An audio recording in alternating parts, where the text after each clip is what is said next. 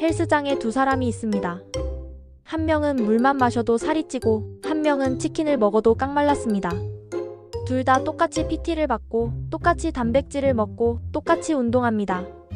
그런데 3개월 뒤 한 명은 몸이 확 변했고 한 명은 여전히 그대로입니다. 대체 뭐가 문제일까요? 많은 분들이 이렇게 생각하죠. 아, 나는 살이 너무 잘 쪄서. 나는 아무리 먹어도 안 쪄서. 그래서 오늘은 확실하게 정리해드립니다. 비만형 대 외소형. 누가 몸 만들기 더 유리한가? 그리고 당신이 어느 쪽이든 어떻게 하면 리듬만 바꿔서 몸을 바꿀 수 있는지. 시작합니다. 1. 출발점부터 다르다. 대사 리듬의 비밀. 먼저 이걸 이해해야 합니다. 비만형과 외소형은 게으른 게 아니라 엔진이 다릅니다. 비만형은 에너지 저장형 엔진입니다. 들어온 칼로리를 빠르게 저장하지만 꺼내 쓰는 속도가 느립니다. 외소형은 에너지 소모형 엔진입니다.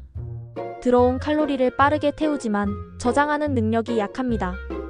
하버드 의대 연구팀이 발표한 내용입니다.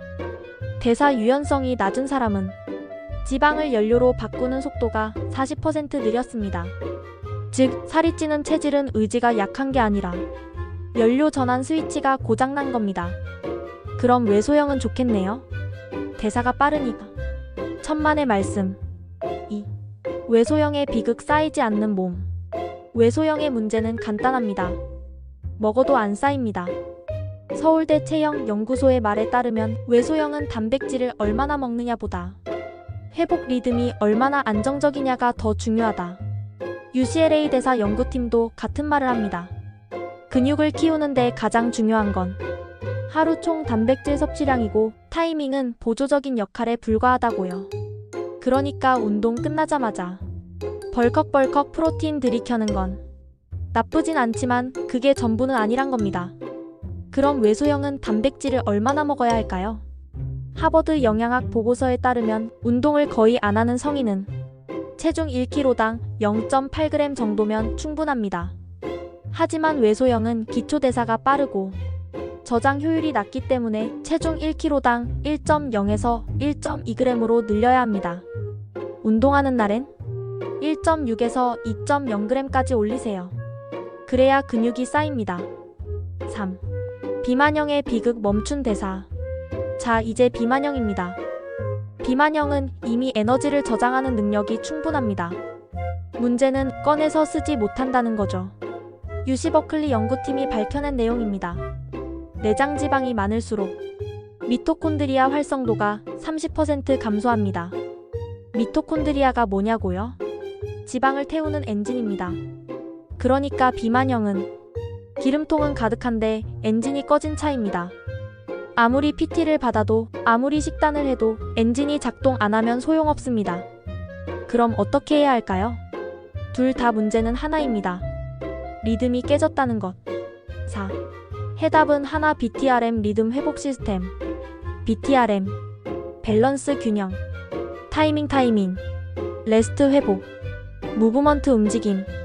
이 네 가지만 맞추면 비만형도 외소형도 몸이 스스로 리듬을 되찾습니다. 하나씩 갑니다. B. 밸런스 균형.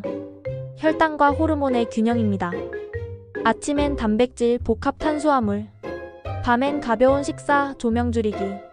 이것만으로도 인슐린 리듬이 안정됩니다. 그리고 식사 후 딱 10분만 걸으세요.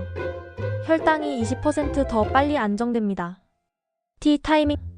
식사 간격은 4시간에서 5시간. 너무 자주 먹으면 인슐린이 쉴 틈이 없습니다. 운동은 기상 3시간에서 5시간 후 또는 오후 5시에서 7시. 코르티솔과 테스토스테론이 가장 활발한 시간입니다. 그리고 카페인. 오후 2시 이후론 노. 코르티솔 리듬을 망가뜨립니다. R. 레스트 회복. 차분하게 중요하게. 하루 7시간 이상 숙면. 취침 90분 전엔 조명과 화면 오프. 잠이 부족하면 인슐린 저항 30% 증가, 지방 분해 효율 50% 감소. 수면은 선택이 아닙니다. 성장 호르몬의 80%는 수면 중에 분비됩니다. M. 무브먼트 움직임. 대근육 자극. 하체와 등 중심 복합 운동. 스쿼트, 데드리프트, 풀업. 이런 운동은 성장 호르몬 분비량을 2배 이상 끌어올립니다. 외소형은 낮은 강도로 자주, 비만형은 높은 강도로 짧게. 이게 리듬의 핵심입니다. Q&A 사람들이 가장 궁금해하는 것들. 자, 여기서 질문 몇 개 받아보겠습니다. Q1. 체질은 타고나는 건가요? 바꿀 수 있나요? 유전적 성향은 있습니다. 하지만 대사 리듬은 바꿀 수 있습니다. 하버드 유전생리학 연구팀이 밝혔습니다.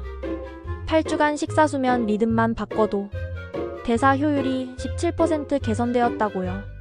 Q2. 외소형은 단백질을 얼마나 먹어야 하나요? 운동 안 하는 날 1.0g, 운동하는 날 1.6g 이상. 이 범위 안에서 조절하세요.